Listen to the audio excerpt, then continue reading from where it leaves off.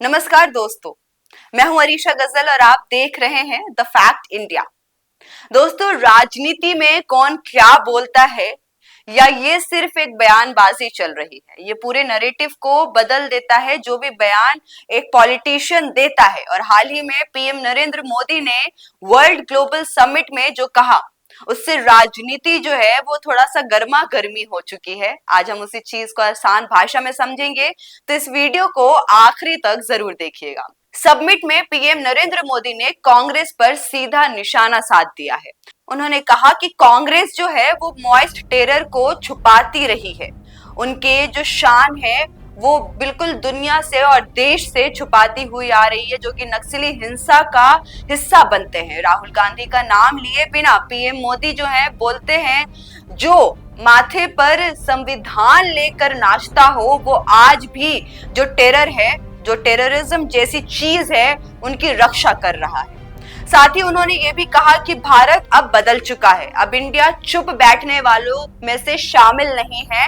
आतंकवादी जो है इसका अच्छी तरीके से जवाब भारत देना चाहता है और देना जानता भी है। अब सर्जिकल स्ट्राइक्स की बात करें या फिर एयर स्ट्राइक्स से बात करें, इन सब पर नरेंद्र मोदी ने कुछ ना कुछ जरूर बोला है।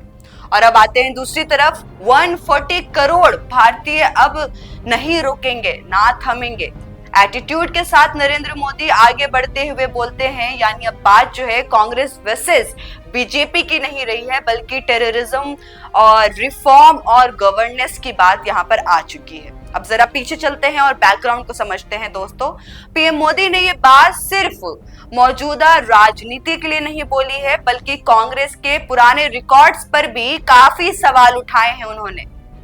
प्राइवेटाइजेशन वर्सेस नेशनलाइजेशन पर भी उन्होंने कुछ ना कुछ जरूर बोला है। जानते हैं, उन्होंने कहा है कि कांग्रेस ने 60 ईयर तक पॉलिसीज को सरकारी में, जो वहां पर सरकार पॉलिसीज जो पास करती है वहां पर रोक कर रखा और अपने अंडर रखा। इंदिरा गांधी के टाइम पर बैंक नेशनलाइज तो हुए, लेकिन आम गरीब जो है, जो आम जनता है, वो बैंक के गेट तक नहीं पहुंच पाई या फिर बैंक के गेट तक पहुंचने से डरती थी।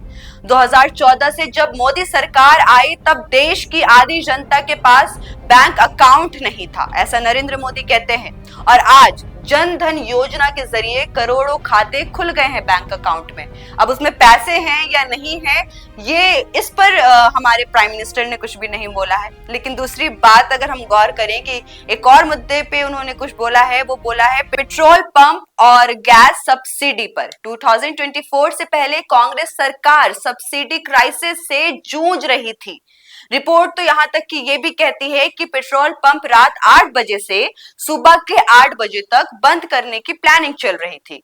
आज हालात ये हैं कि जो पेट्रोल पंप है वो 24/7 खुले रहते हैं, ऐसा नरेंद्र मोदी कहते हैं। और 10 करोड़ गरीब परिवार आज के दिन वो गैस सिलेंडर जो है उनको दिए गए हैं और वो उसका इस्तेमाल कर रहे हैं। इतना ही नहीं, वो गरीबी और वेलफेयर के ऊपर भी अपना बयान देते हैं। पीएम मोदी ने क्लेम किया है, जताया है कि उनकी सरकार ने 11 सालों में 25 करोड़ जो गरीब लोगों थे, जो बिलो पॉवर्टी लाइन से नीचे थे, उनको निकाला है वहां से। उनका कहना था कि बीजेपी सरकार गरीब और पिछड़े जो लोग थे उनको, उनके ऊपर ज्यादा फोकस नहीं करती थी, उनके ऊपर ज्यादा ध्यान नहीं देती थी। और यहां तक कि उन्होंने टेरर की बात भी करी, मॉइस्ट टेरर की बात करी। सबसे बड़ा मुद्दा उन्होंने छेड़ा एक वायलेंस का।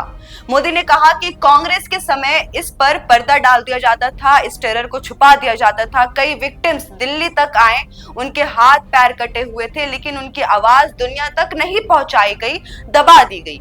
यानी बीजेपी ने ये दिखाया, या फिर ये दिखाना चाहते थे, ऐसा कह सकते हैं, कि कांग्रेस के पास सिर्फ कंट्रोल है, लेकिन वो कंट्रोल लोगों पर, आम नागरिक पर करना चाहते थे, ना कि क्राइम या वायलेंस पर। जबकि उनकी सरकार में रिफॉर्म, बोल्डनेस और अकाउंटेबिलिटी भी शामिल होती है।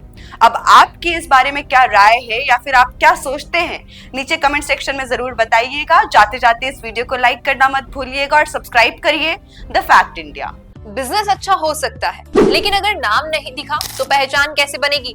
अब टेंशन छोड़िए, द फैक्ट इंडिया आपके बिजनेस को देगा वो पहचान जो पूरे राजस्थान में हर किसी तक पहुंचे। न्यूज चैनल पर विज्ञापन, पॉडकास्ट और प्रमोशन के जरिए आप सीधे 5 लाख सब्सक्राइबर और 10 करोड़ से ज्यादा व्यूज तक अपनी पहुंच बना सकते हैं। तो देर किस बात की, आज ही द फैक्ट इंडिया से जुड़िए और अपने बिजनेस को बनाइए हर घर का नाम।